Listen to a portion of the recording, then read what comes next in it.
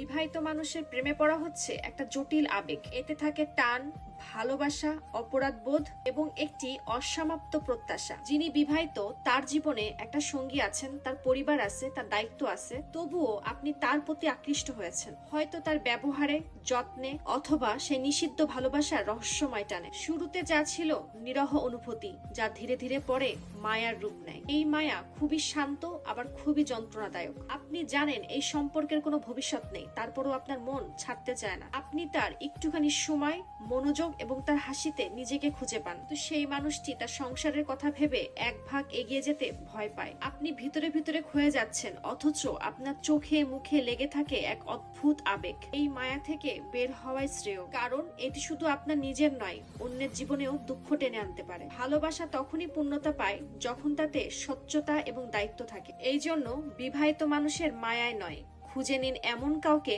যার ভালোবাসায় আপনি পুরা